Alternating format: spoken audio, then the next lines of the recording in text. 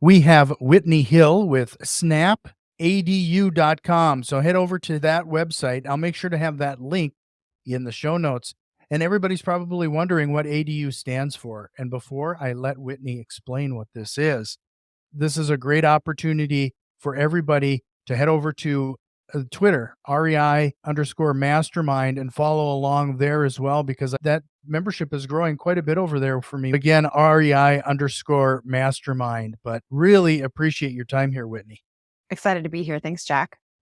Whitney, I warned you ahead of time that this is a very new niche for the show, and it's going to be very new for a lot of people. So I'm going to have to force you to start at the beginning and explain what ADU actually is and how you found your way into this niche. Would love to. And about 3 years ago, I had never heard of one either. So it's funny how quickly you can become an expert in a field. ADU stands for Accessory Dwelling Unit. And that means another standalone home on a residential lot that already has a single or multifamily dwelling on it. And the state of California passed a series of regulations over the past 3 years that made it significantly easier to add an ADU in the state of California. Those regulations mean that you can build at least a 1,000 square foot 2-bedroom ADU or an 850 square foot 1-bedroom ADU, all the way up to 1,200, sometimes even 1,500 square feet, depending on the local regulations. In addition to building those detached accessory dwelling units, you can also convert to non-habitable space within existing multifamily dwellings, which means this can even apply to apartment complexes and other kinds of assets like that. So we've seen a huge increase in demand. At this point, we specialize exclusively in design build of standalone detached accessory dwelling units. The reason we do that is that the renovation and conversion work for existing structures, if you're adding over a garage or converting a garage, converting laundry rooms at a large complex, it's a very different set of skills. So as a business decision, we decided to get really good at the new construction. So we've basically become an infill developer that is exclusively focused on these small homes that are between 500 and 1,200 square feet. One of the things that just struck me is that while you're talking is that you talked about over the past 3 years. So this is a relatively young company, and you did this during the lockdowns and COVID and everything else. Compared to a lot of parts of our industry that was at a standstill. How did you pull that off, and how did that work? Yeah. So I had heard about ADUs a couple months before the pandemic and was at the time doing flips on the East Coast remotely. So I lived out there prior, had moved out to San Diego, kept partnering out there, looking for opportunities out here in California. So I was actually at coffee and working just on my own. And I heard somebody mention ADUs. It was a couple of folks chatting. And I thought to myself, oh, I should go introduce myself. But they walked away before I could muster up the courage to do that. But about half an hour later, they walked back by. To me, that was the sign that I had to just take that plunge and go introduce myself. I'm a bit of an introvert, so that was harder to do for me. But I did it. And one of those gentlemen then introduced me to my future business partner, Mike Moore, who at the time was a general contractor doing about 1 to 2 million a year in revenue, mom and pop type of operation at the time. And he was also interested in getting more focused in ADUs. So we met in person the day of the lockdown in March 2020 as the Starbucks is shutting down around us. So thankfully, we both took that meeting. And from there, we started piloting, working together very quickly. So my skill set is in operations management and strategy. I had about 10 years working in consulting at Bain & Company, and prior to that at an industrial supply distributor. So my skill set was so different from the general contracting background that Mike had. He'd been in construction his whole life and had his own license for about 10 years. So he'd already built a handful of these ADUs and had a working company. And that's what really allowed us to do this so quickly. So as to answer your question about the lockdown, we started building these processes behind the scenes and started embracing all of the new adoption of technology along the way. So when we first started working under the name Snap ADU, we were promoting remote site assessments. We were looking at parcel information and topography and all those sorts of things without ever leaving our homes. And that was accepted at that time. I mean, of course, is now, but that was very new in contracting. The first thing people expect is that you're going to come kick the dirt, look at the property, and meet in person. And we really wanted to test that out, whether that was necessary, because it's such a huge time suck, honestly. And it's if you're on the road, you can't serve clients. So we built our whole business in this environment of remote work. Along the way, we've gotten bigger. At the time, Mike had 6 on in his company. We're now 16 people. So as we've grown, we've questioned, should we have an office? Should we have this in-person element? We've decided to stay fully remote. We do not have an in-person location. We occasionally get a WeWork space or something for a team building event, but we've just heavily leveraged tech from day one. Yeah, this is interesting because it almost sounds like COVID was a bit of a blessing in your way, and it forced you and your company to now find a way that not only worked during COVID, but is your plan long term. Absolutely. And not only from the business management side of things, also the demand for ADUs increased during the pandemic. About 60% of our clients are building ADUs for family members, and about 40% are building them for rentals. So those folks that are building for family members, we had a lot of people coming to us because they didn't want to send mom to a nursing home when she was older. They wanted to keep her on their property. Or people were working from home more, so they wanted more space. They wanted to have an ADU that could double as an office. Or maybe they had more family coming to visit because everyone had more flexibility with their jobs. So all of that, along with the regulations, was increasing this demand for ADUs. Yeah, I would imagine that some of them are looking at short term rental options as well, because during COVID, that actually took off as well. 100%. And ADUs must be rented for periods of more than 30 days. So there are a lot of people that will do the short-term rentals, more medium-term rentals to folks in the military, traveling nurses, all that's very big in San Diego. So a lot of folks will build those with that in mind, but they must be rented for more than 30 days because the intent of that state regulation was to increase housing supply rather than promote tourism. So you're in San Diego, and now you were flipping homes on the East Coast. Yes. What are that's shocking as well. You're going into one high, let's face it, on the West Coast, the property's value is typically pretty high. On the East Coast, it's pretty high. What are some of the tools and techniques did you learn in that experience from doing it from a distance that you apply in your current business? Yeah, absolutely. We were working in commuter towns to New York City. So I was living in Bergen County, New Jersey at the time. And so these were pop-a-top flips where you're buying a small ranch and you're doubling the square footage. And so what was happening there actually, quite similar to what you're doing with an ADU, the space utilization was at a premium because you're trying to fit in another 3, 4 bedrooms and a master suite on top of an existing space. You are confined in that way. So it's a different set of challenges, but it was thinking through those constraints that made me realize it's analogous to what we're having to do with infill development with ADUs. And at the same time, I was getting more direct exposure to general contracting. So when I left Bain and Company in 2016, I'd never worked in construction. I just had operations experience. So when I started partnering on these flips, my original role was not to be in the contracting spot. That was who I was partnering with. But to really understand what was going on there, I'm somebody who likes to understand the data, understand the information. So I was digging in a bit into what was going on. And we actually launched a project management system called Builder Trend. My business partner back on the East Coast and I did launch that for his contracting business. And we were using it for all of our flips. So that was how I really got to figure out what was going on with residential construction. What are the different phases of work? How would that translate into a system? How can you then roll it out to a new company? That was so much faster. So when I came over to do this for Snap, I'd already been working in that environment for 2 or 3 years. So I already understood the basics of general contracting so that we could then take all of that to my partner Mike's operation and very quickly digitize it. Because at the time, they were still doing a lot of things by phone, email, written lists. So we've moved away from all of that. And that kind of a transition is so tricky to pull off if you're starting without a test environment. I think what allowed us to do this so quickly was that we already had jobs in the pipeline from Mike's construction business. So we were able to just pick those as pilots to bring into this builder trend system and figure out how that would actually run on a real job. Because something in abstract, when you're trying to template things out, until you really have a test case, it's so much harder to get it right. So we've really adopted this agile mentality of testing things quickly, iterating, not trying to get a perfect thing in abstract, really just trying to get into the real world to test it. Another thing that really strikes me is that you've mentioned that you previously were in business consulting, operations, processes, that type of focus. And you obviously brought this now to your current business. Have you found that when you're talking to other real estate investors, they don't place as much emphasis on that as they probably should?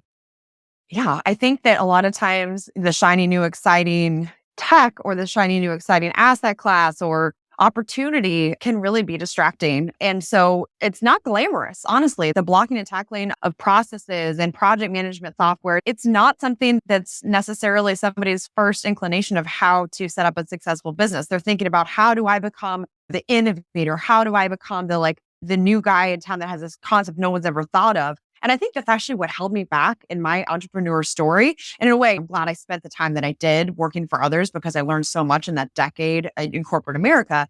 But in my back of my head, I always knew I wanted to do something on my own. I thought that too, though, that I had to have something new and exciting. What we're doing is nothing earth shattering. It's still general contracting. It's still just basic flows and everything. We're not innovating some massive new tech that's like utilizing AI. It's all very basic, but what we're doing is executing consistently. And I think you're exactly right. A lot of folks will lose sight of that and not put in the work day after day that it takes to actually build a repeatable process that you can outsource and ultimately set up to run independent of you.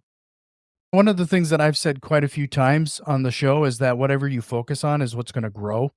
And it's important to niche down and find your business purpose, if you will, and actually define that with, and I'm going to remind everybody, head over to snapadu.com, because your website provides a good example of this, where you've provide this focus. And there is a point and a place where you might consider other investment opportunities, but there's a ton of power and strength into providing this level of focus and deciding whether something is part of your core business and whether you're going to tackle it or not. Can you talk a little bit to the fact that it seems like a lot of your success could be pointed to you being in a particular niche?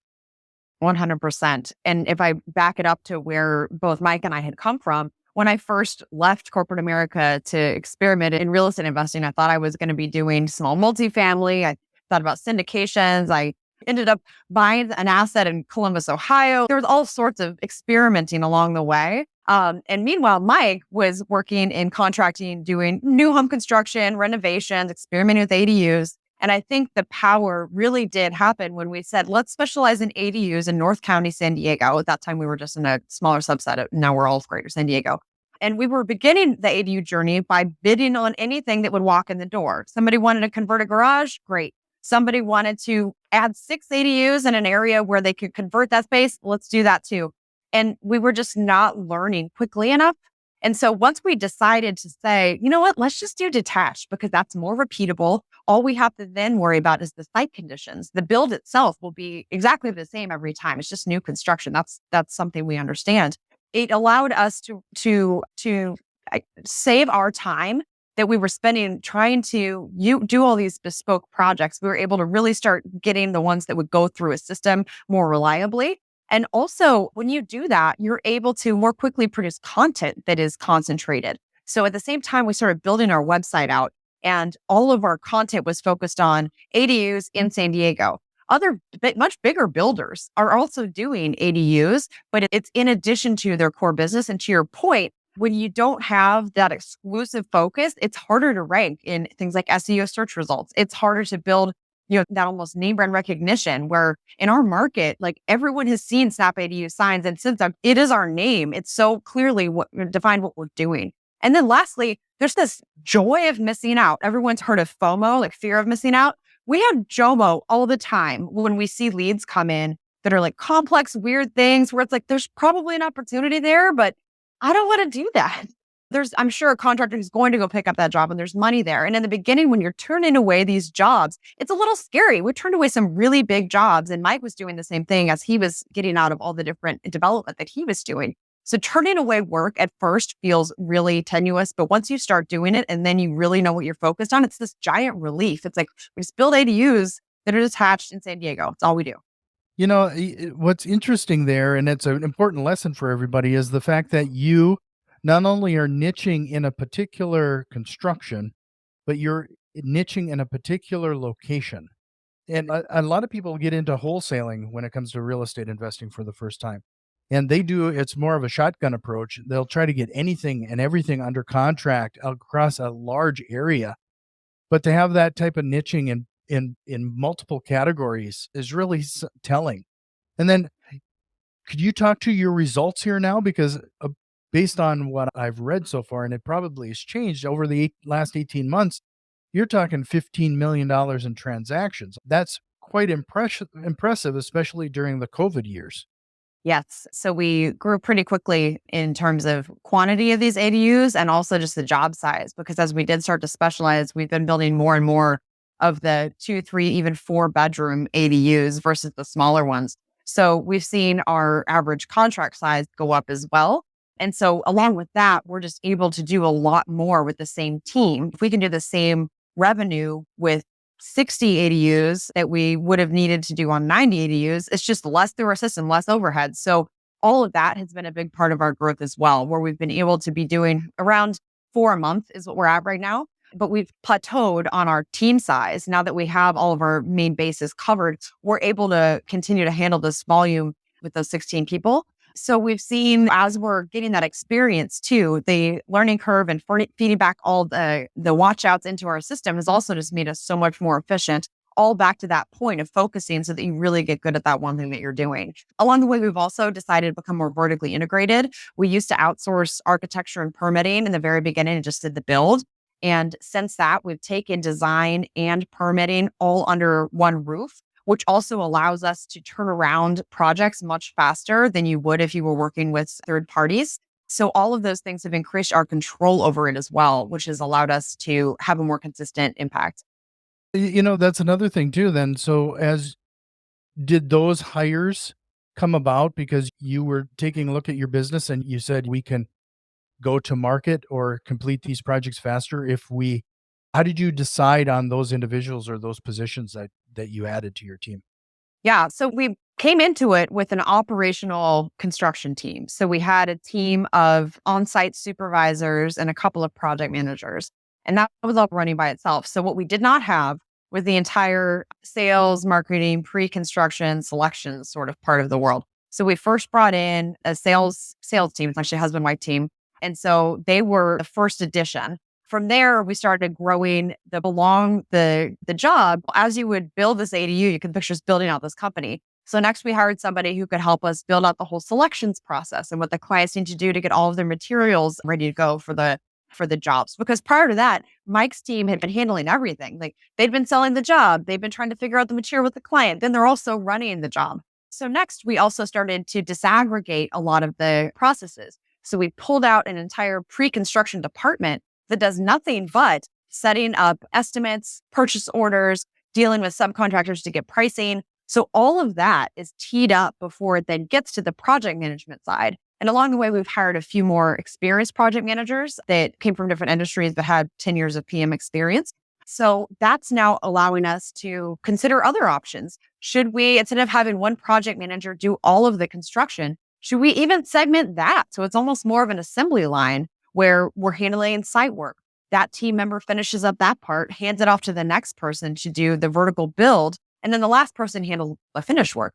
When you start thinking about things differently, you're able to see a lot of these scale benefits where we had 3 different project managers interacting with the same cabinet vendor, right? And if you're trying to get something in by a deadline, you're now competing with your own team for that resource. You're all calling the cabinet vendors, and, oh no, I need you today. So by thinking about this differently and putting it into a series approach, now you're able to have your project managers focus on just their set of, call it 5 or 6 trades that fall within their portion of the build that allows them to have full discretion over all of our projects for that segment with that subcontractor. So as we've grown, it's been about adding hires that will now plug into this more evolved system now that we're in version 2.0. Early on then you met your co-founder and you're defining what this business is going to look like. Could you talk a little bit to the process? Did you initiate the conversation saying we need to define what we do and stick to it? Like, how did that conversation go? And what kind of strategies do you use to plan this out and make this business plan? I would say at the beginning, it was really Mike who was pushing the specialization. And that was so critical for us kicking that off. And now, of course, I'll push for it too. We take turns carrying that torch of, is this our core business? So it was not like something I came to the table knowing this is the key to the success. I think I definitely knew we needed more in the form of project management software and all that. Like that was something I knew needed to happen. So as far as us deciding to specialize and like knowing what to do, I do think we tried to again get to market pretty early. So within the first month of meeting, we were already trying to set up the systems that we would need to bring our sales force online and manage this spreadsheet of 200 people that Mike was dealing with ad hoc. So we knew the systems part needed to happen. I think the specialization was something that Mike had in his head and was really the impetus for at the beginning.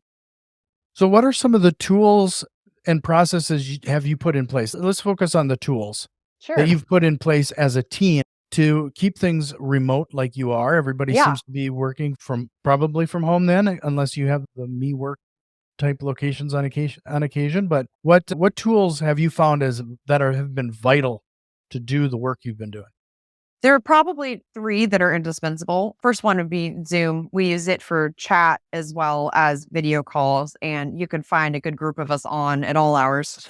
So we use that as our virtual office, and people will even like hop in there and play music while they're working and just be online together but working separately to have some more of that cohesion. Mhm. The second one would be Builder Trend, which is our project management system. That's where all the operational tasks related to jobs actually happen. And the third would be Asana, which is what we use to manage all of our company related or process improvement tasks that have to do with how we run as a whole versus any specific job itself. So that's where we throw all of our ideas, we categorize them into the different parts of the business, and then we assign them out, prioritize them, collaborate in that space. And that's really reduced the volume of email that we have because pretty much everything has a house to be worked on, either in Builder Trend if it relates to a job and those kinds of problems and workflows, or in Asana if it's something related to company type tasks. So that's allowed us to reduce some of the noise too and keep organization high, allows us to quickly onboard other people, see exactly where a project is. So I would say those are the three tools that are most critical to our work environment. Yeah, the standout there is Asana. We use it pretty extensively as well. And in fact, another tool that's come on our radar is called Nifty. Does something Mm, similar, but has a bit more focus on like project management. mm, And if you're familiar with the what's Agile, that? if you're I don't know familiar with Nifty, but Agile when definitely it comes Agile. to, yeah, when you're familiar with Agile and project management, it has a different way about doing the property or project management aspect. But Asana is especially neat because I've even been able to get some of my contractors to install the Asana app and communicate, and I can issue any kind of I also manage some properties. So as rental properties, so I can create a task in Asana, assign it to whatever contractor, and they can respond accordingly right there in the Asana app. Man, that it's slick. For sure. And you can really get a lot out of it, even at the most basic level. It's pretty easy out of the box. We've barely scratched the surface in terms of all the other functionality that you could really use. And another one that's similar to that is our CRM. We use Pipedrive for that. And another one that's very accessible in the beginning, but has a lot of power behind it. So that is kind of a fourth one that's in the vital software bucket for us. Yeah, that's especially interesting because I feel like in the real estate world right now, we're being inundated with a ton of CRM options, whether it's REI Black Book, Invelo. The choices are endless. And they all have a kind of a different unique spin on things. Yeah, and we talk about those decisions on software and such as kind of these one-way gates where you know you're going to be using that software for at least a couple of years. It's a very weighty decision. And I feel like as we've grown, that's become more and more of a focus for what I'm doing in my role is thinking about what are our tech needs? How is that going to evolve? How does our suite of software operate together? Is it going to support the growth?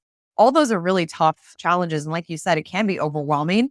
And I think what we end up doing when we're evaluating a new one is to really hone our list of what are the core functionalities it has to really be great at. Make sure all that works how you want. Really ask those pointed questions too of the help staff. We were thinking about should we switch to HubSpot? Should we use Pipedrive? And if you really know what are the deal breakers for you, that has helped me in evaluating the tech more quickly. Yeah, one of the things that I've definitely found too is that if your sales team isn't willing to use it, that the tool might be broke. Like that must be too painful for them to actually leverage that as an actual tool. Yes. So And that's so always the that's challenge because you don't want to pick something too underpowered that is very accessible because I know it's not going to support the growth. It's really such a balance. No, this has been a really interesting conversation. And the other thing that I'd be really interested in, Whitney, is now that you're building out your team, you're staying within your niche. What have you been doing process wise or team building wise to make sure that everybody else is on board and they feel like they have ownership of their individual business? This is such an important part. We've been talking a lot about role definition. So when you're in startup mode, people are wearing a lot of hats, everybody's scrappy, we're all talking all the time, people are doing myriad tasks as we're figuring things out. And we've found that we've perhaps not given as much clarity around each role that would allow people to really run with their own department and move things forward without Mike and myself being involved. So we're right now in this process of making sure that everybody has sufficient clarity so that they don't need us involved. Because a lot of why we're being dragged into operational type questions is people don't feel empowered to make that decision because they can't tell exactly what their sphere is. A big focus for us in 2023 will be doing some of that work. Again, not glamorous. It's not fun to do role descriptions and org charts, but it needs to happen so that everybody is on the same page about who's making decisions and then also having an aligned vision of what the company are we prioritizing the client experience? Is it efficiency? Is it quality? Making sure people understand the same hierarchy that Mike and I have in our heads so that they can go make those decisions without us. Yeah. I think we have the same concept on that. I always thought that if managing a department or managing a business or having a business, if I can step out and take vacation for a couple weeks and the business just doesn't even notice I'm gone for the most part, you've successfully done it. 100%. We also use the phrase, once you're tired of doing it, you'll find a way to get it off your plate. So that's been our mentality on a lot of things. Do it until you can record a Loom video of yourself doing it and hand it off to somebody else. Whitney, we're going to close things out here. But before I do, I want to remind everybody snapadu.com. I'll make sure to have that link in the show notes. And if you check your podcasting app, that should be a clickable link. So it'd be easy for you to get over to Whitney's website. But I didn't warn you about this, Whitney, and I usually do. But I have a list of rapid fire questions I was going to Oh, throw at you to learn a little bit about more about Whitney. let's do it. Okay. Now, here's a chance for you to bust one real estate investing myth that has been driving you crazy. Everybody's seen those late night programs. It's a get rich quick scheme, isn't it? For sure. So, a myth, I would say the myth is that you need to go out there and hustle and do it on your own. I feel like that's a lot of the messaging. And in my experience, partnering with somebody, not trying to do it all on your own, has been the biggest secret. You can get there so much faster when you have someone else involved. Yeah. And it's one of those things too. It's better to have a bite of the pie instead of none at all. And people just can't seem to share. Exactly. So what book would you recommend or what are you reading right now? One that stuck with me through all of the business setup processes, I would say, is 4 Hour Work Week. Everybody mentions it, but it's one that's worth going back to because I think it has different applications depending on where you are in the life cycle of your business. Yeah, and I think a lot of people miss the point of that book. A lot of people pick it up because of the title, 4 Hour Work Week. But really, I think it's a lot of information on how to get more done in the same amount of time, you know? Totally. And how to start thinking about the tasks that you're doing and assigning a dollar value to them. Am I doing $5 an hour tasks or am I doing $500 an hour tasks? And as you get bigger, there's just not enough time in the day to do all those low dollar tasks. What is the biggest business mistake you've made so far, and what did you learn from it? Biggest mistake was experimenting with too many different avenues in the beginning when I was exploring real estate investing. I wish that I had focused earlier so that I could become more versed in a single subject versus just experimenting across the board where there wasn't a lot of synergy across the different things I was doing. If you could go back into time and give your younger self one piece of advice, what would it be? Be patient. Enjoy the experience of whatever you're doing, even if you know it's not the end goal. There's always something to be gained from the opportunities that you're working on, even if they're not fun. So know that at some point in the future, all those experiences are going to add up to what makes you differentiated. Okay, now I'm going to put a timer on this one. You have 60 seconds or less. You got to give somebody who's starting in real estate investing for the first time, and you're going to give them one piece of advice that they can implement today. What would it be? Go start talking to people.